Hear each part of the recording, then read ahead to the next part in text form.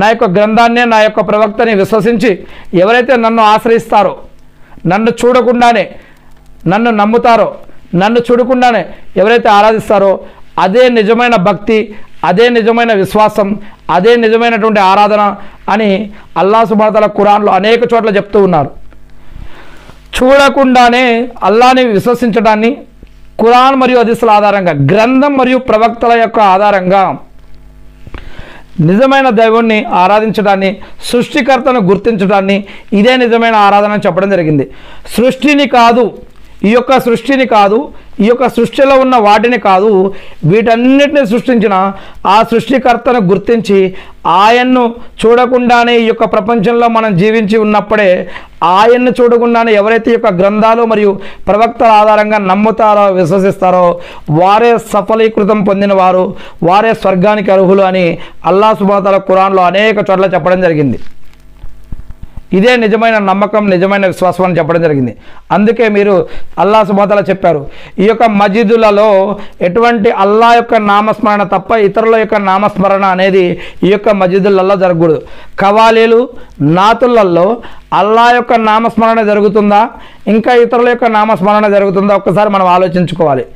కొన్ని మంచివి కూడా ఉన్నాయి, కానీ చాలా వరకు. మరియు ఎక్కడైతే మ్యూజిక్ ఉంటుందో అక్కడ సైతానులు లేదా దజ్జాలకు సంబంధించినటువంటి సైనికులు వస్తారని కూడా ఇస్లాంలో చెప్పడం జరుగుతుంది.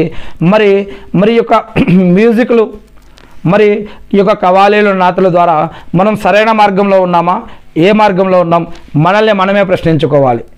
మనకి వినడానికి మంచిగా ఉండవచ్చు, కానీ ఖురాన్లోనూ మరియు హదీసులో చెప్పడం జరిగింది, ఈ యొక్క మ్యూజిక్ ఒక రకమైనటువంటి మత్తును కలిగిస్తుంది, ఒక రకమైనటువంటి ధ్యానంలోకి తీసుకువెళ్తుంది. మీరు అటువంటి దాంట్లో పడకండి. మీరు ఖురాన్ ద్వారాను, దువా ద్వారా, ప్రార్థన ద్వారా, అల్లాహ్ పట్ల విశ్వాసం ద్వారా మీరు సరైన మార్గంలో ప్రవేశించండి. ఇటువంటి కార్యాలలోకి పోవద్దని అనేక రకాలుగా మనకి ఇస్లాం ధర్మం అనేది మనకి అనేక రకాల మెసేజ్లు ఇస్తూ ఉంది. మరియు మీకు ప్రశాంతత కావాలంటే ఈ యొక్క సిగరెట్లు, గుట్కాలు, తంబాకులు, జరదా, మద్యం ఇటువంటి దానికి వెళ్ళొద్దు, ఆత్మహత్యలు చేసుకోవద్దు. మరి అల్లాహ్ సుబ్హానహు వ తఆలా తెలియజేస్తున్నారు, మీకు ప్రశాంతత కావాలంటే మస్జిద్లోకి వచ్చి ధ్యానం చేయండి, జమాత్తో నమాజ్ చదవండి, మస్జిద్లో కూర్చొని ఖురాన్ చదువుకోండి. లేదా మీరు ఇంట్లో నమాజులు మీ ఇంటిని శ్మశాన వాటికగా చేసుకోకండి. ఎందుకంటే శ్మశాన వాటికలో మనం జనాజా నమాజ్ కూడా చేయం. శ్మశాన వాటికలో ఖురాన్ కూడా చదవకూడదు. శ్మశాన వాటికలో కావాలంటే మనం మరణించిన వారికి దువా చేయవచ్చు, మరణించిన వారి కోసం మనం దువా చేయవచ్చు అంతే. కానీ మన